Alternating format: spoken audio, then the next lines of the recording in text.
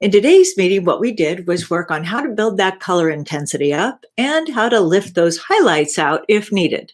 So let's go ahead and take a look. So I have multiple lessons here. You can even do something as simple as this on a small one and work with the water drop. You don't have to have, this is actually a naked lady, which is an amaryllis flower. These are the pink buds that come up. I didn't use opera. If you really want to use opera, you can, but that's a fugitive color. And why I'm even saying that is because they're very, very pink. So I toned it down into a color that I liked. And what we want to do is build color up, and you can even play with this and add water drops. Now, the only reason I have it on a quarter size sheet, it would be if I was traveling for a workshop and thinking, what is a manageable size that we can do within the period of time that I wanted? So you can see up here. So even if we look at this down here compared to that, you can see that's very pale and weak. So we need to build color up. So let's look at this for a second. Okay, that would be a foundation. I think it's beautiful and light and pretty. And then I would just continue working each shape. So this is very similar to that great big red one that I have over there, or that some of you are doing in Watercolor in Motion. And you don't have to, you can make any basic design very similar to this yourself. Okay. And then in comparison, let's look at this. So when I talk to you about, actually probably more on this side, that would make more sense. Okay, from left to right. So remember when I talk to you about building your color up, if we have a painting just like this, it's very light and pretty, but it doesn't have a lot of depth.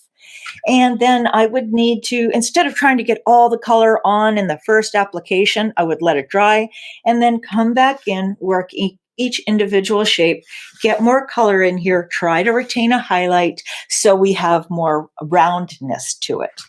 So let's scoot that over to the side. And I just have a few of these because I was never able to really it's just tedious. You know, if you're in the rocks course, you'll understand how tedious some of that can be, working with those individual shapes. All right, so let's look at that. What I'm trying to see is, what can I do here?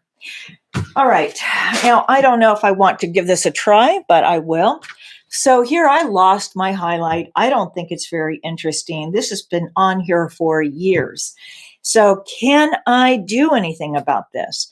Thinking about, I'd like to retain a highlight, knowing I know it probably isn't going to work the way I want it to, but since it's been on there for years, it would be really nice if I could get a highlight. It's not going to be the same as this effortless highlight right here, because that all has to do with the amount of water that I'm moving around on the surface and lifting and tilting the paper.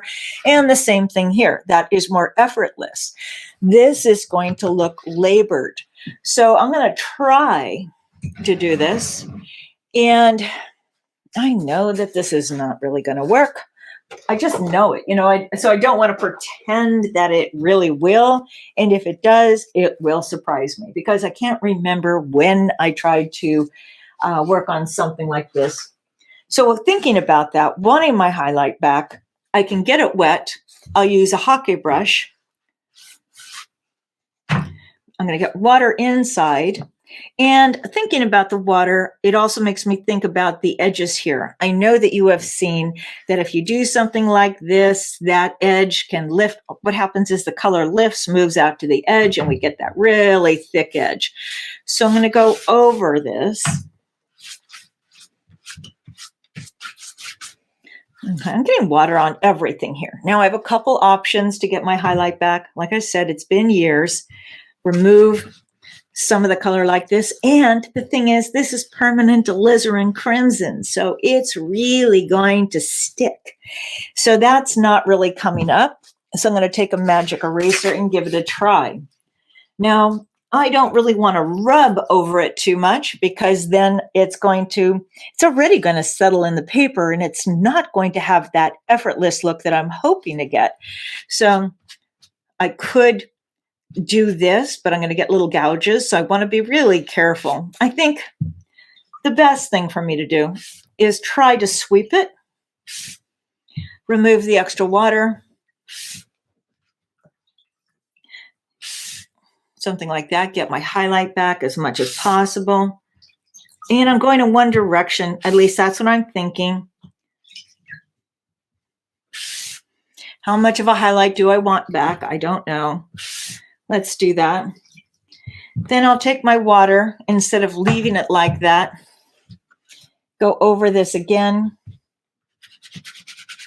soften those edges a tiny bit.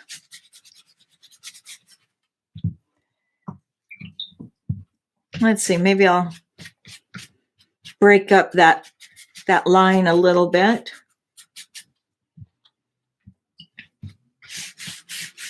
So I lifted that out. I'm thinking, ugh, that may not have been perfect.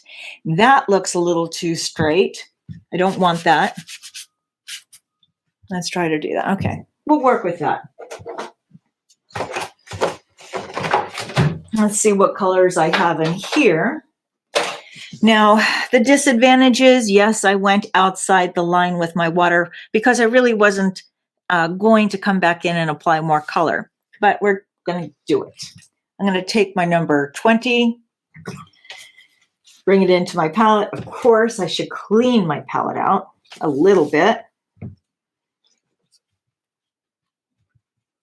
I'll take the permanent alizarin crimson. Now, this is just trying to retrieve a highlight. This is not actually trying to do a masterpiece here. We're trying to just do a little fixing. Okay. What do I feel like? I'll take a little bit of that Winsor Violet Dialkazine and bring that in here. Now, if I just go like that, I'm going to have, again, a straight line. I think I'd like it to change a little bit. So I'm going to use my 30, let the very tip of the brush touch the paper so it's not just a streak. It's not going to move in the same way because this is about maybe the fourth layer and I've disturbed the surface. So I'm going to have to try to force it. I'm going to take maybe a little Indian yellow, get a bit more yellow on this side. And why I can wiggle my brush is because I've got a very wet surface. Now let's use whatever water is on the surface and see if I can get it to move without losing my highlight. This doesn't want to move. It's being stubborn. So I'll get a bit more water in it. Okay, and I would just move it. Now over here, what I could do is use paper towels and I could lift it out. I could be more careful, but that was not my goal right now. I wanted to show you how to lift out that highlight if you needed it. And so here, if I don't like the way the strokes are going, I'm going to continue just to play with it. And you can see how damp the surface is like that. And I would move it around and take my time, and you'd be a lot more careful than I am. Okay. And then I think let's take a look at this. You can see how light that is. If I painted each one, in fact, I'm going to go ahead and paint another one right here so you can watch the amount of water on there. And I'm thinking, do I want to use a 30 or a hockey brush? Now that's a large size, so I'm going to use a hockey brush because I want something that's going to cover a larger area. Let's see, where is the brush I was using? Here it is. I'm going to get water in here.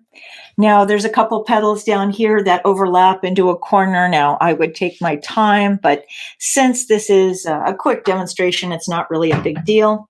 So I'm going to go ahead and take that. And I'm going to take some quinacridone magenta. Let's look at the puddle that I'm looking for. If you were in my Valentine's Day paint along, then you would have a better idea of what I'm doing right here. All right, I want to have a clean line there. I'm going to allow the very tip of my brush to go along the edge on dry paper. Like that, but I don't want to fill everything in. I didn't like the color of that. I want it to be a little cleaner. I had a little purple that made it in there, so go along the line like that. Maybe add a bit more yellow. Now, the yellow and the purple can go muddy. We want to be careful with that, but if we leave some space between the two, it should be all right. I'm looking for my dry edge. That's what I'm doing right here. Okay, and let's see, do I want to make any changes? We'll just work with that. Okay, and then we're going to move the water on the surface. Now, what I'm doing is taking advantage of the sizing that's on the surface. So that's why I don't soak my paper, stretch it to a board. I want to take advantage of how the color is going to flow. Now, it's quite a bit of water, so I'm going to allow that excess water to run off. I can use my hand, I can make it go on the table, or take this, run it along the edge like that.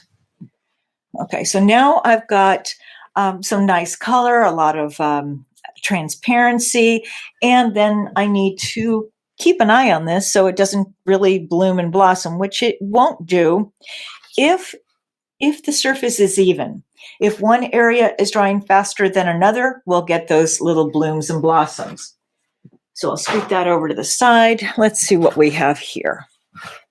What can I work with?